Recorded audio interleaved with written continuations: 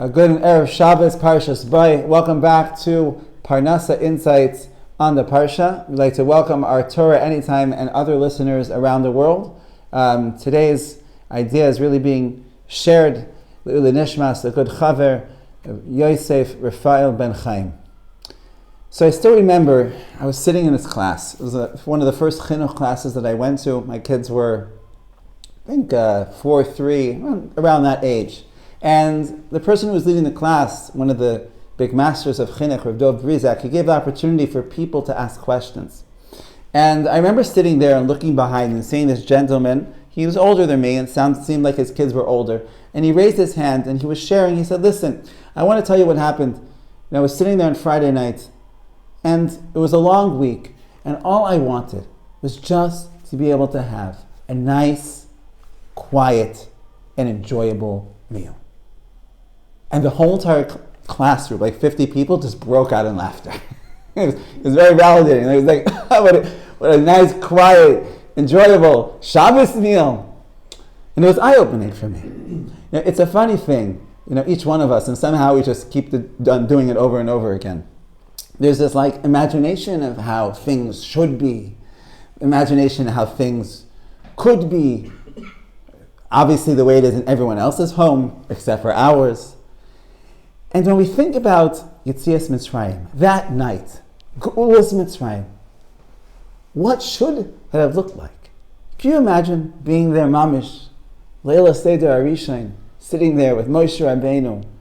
You think, the nigunim, the 𝗀𝗀𝗧, obviously they have 𝗀𝗀𝗧 nigunim, or whatever they had, nigunim, 𝗧𝗏𝗀𝗧, sitting there, 𝗀𝗶𝘀𝗵𝗺, the 𝗀𝗵𝗀𝗃, not just like, our matzah, but the 𝗀𝗵𝗀𝗃, feeling that sense of 𝗀𝗃, just sit and relax a little bit, a little bit of menuchas nefesh. It's interesting, when you look at the psukim, Kadosh Baruch Hu gives very strict orders. V'kacha tochlu oisai, masnechem, chagurim, nalechem, braglechem, makelchem, b'yetchem, v'chaltzem, oisai, 𝗀𝗀𝗃𝗧. All right, how are we going to do it? This is how you're going to do it. You're going to sit there. I'm not sure how they held everything. Hold the stick, your shoes tied. Okay, I guess they didn't always have them, shoes on. And you're sitting all ready, belt, and ready, 1, 2, 3, go! Eat it quick! 𝗀𝗃𝗧. Hashem wanted us to go out in the state of 𝗀𝗃𝗧, this big rush. Right? If you ever been there in Leil HaSeder, it's like, quick, I'll be coming. It's like, we spend so much time preparing for Leil HaSeder, like all the divrei Torah, and all the women, all the cleaning, and all the food, and Shulchan Aruch, and then it's like, oh boy, I'll be coming. What do you mean Shulchan Aruch? Anyone ever been there? It's like, eat, fast, faster. You don't have to eat by chatzos, this, 𝗪𝗓𝗪. It's like, what's going on over here? Just bechina. I always think it's like that's what happened in some aspect. We can't really understand what took place there, the first 𝗀𝗧his Mitzrayim, but there is this aspect of 𝗀𝗃𝗧. What's really going on? I think this is something which is so relevant. I know Rav 𝗀𝗘𝗧, he's been sharing with us in the Chabura and the Beis Medrash, that he speaks with many, many people, and he senses that for so many people today, people are feeling overwhelmed. And I thought to myself, what does this mean to feel overwhelmed? I mean, I know what it feels like, but what's going on internally when I'm feeling overwhelmed? If you ever used, you're on a computer, maybe not, not an Apple, of course, but some other device, and you have a lot of windows open, and it's just like things are just not moving. It's just like, wait, why am I typing? It's not showing up on the screen. It used to be the hourglass, and then the behavioral psychologist realized it's better not to show an hourglass, it's better to show the circle because somehow it engages people more, and mind-boggling what they do. They specifically put that just to create, dopamine releases. It's crazy. But another point. But in any event, right, it's like being on that computer and just like things are just not moving. That's the experience of overwhelmed. It's just sometimes there's just so much going on. There's so much information that's going through our minds. I was thinking about this recently, is that, we're very into technology, we're very into, making things be fast and efficient. Perhaps we're designing a world which the human operating system can hold cup.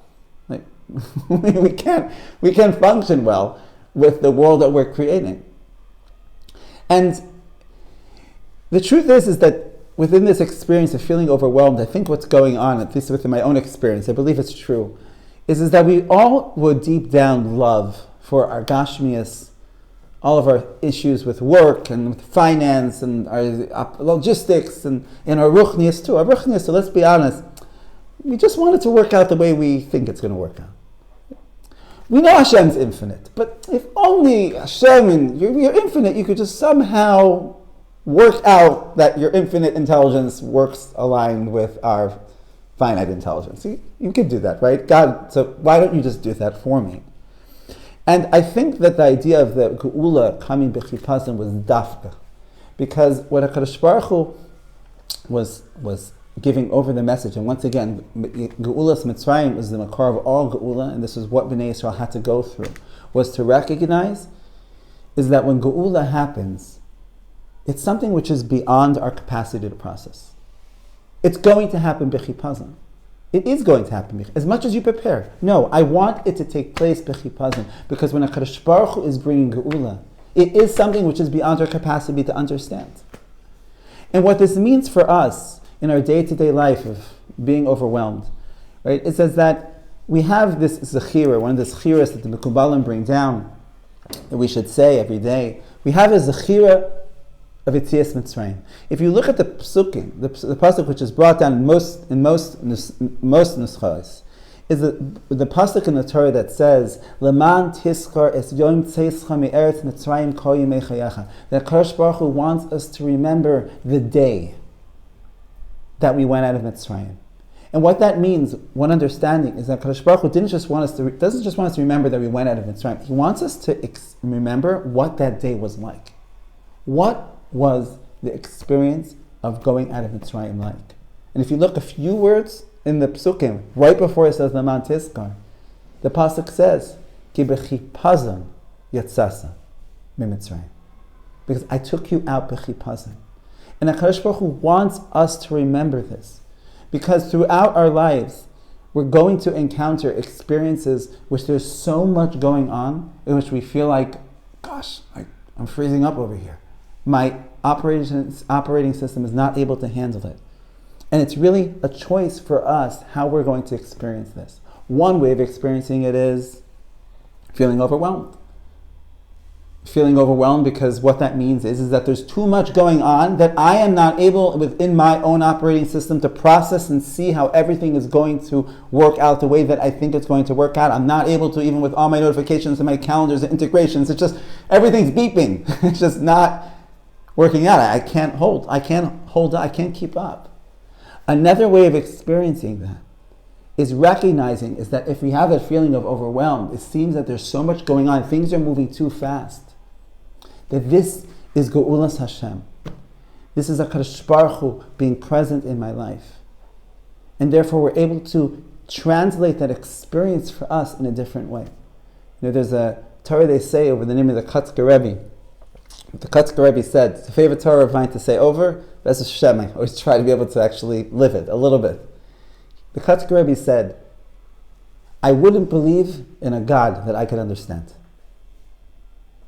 Again, the 𝗀𝗃𝗃 said, I wouldn't believe in a God that I could understand.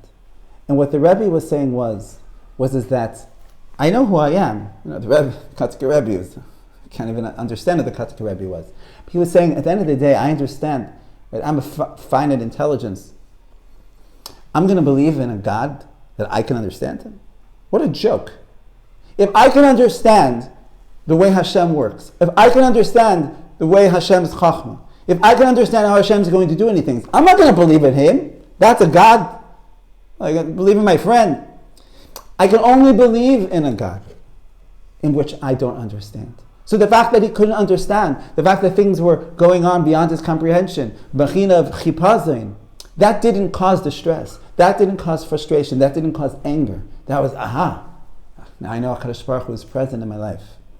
My dear friend of Yosef Rafal, is really somebody who embodied a lot of tremendous midas, but this was really one midah that he embodied, right? And he inspired me and he inspired all of his chaverim and thousands of people that had the ability to be able to learn from him through sharing, through his experiences, through the sickness that he went through. He was a 𝗀𝗃𝗃 Yid. It was mind-blowing I remember telling Rabbi Yosef just a few days before he passed away, he was just sharing everything that he did that day. And I was feeling overwhelmed just about hearing what he had to do.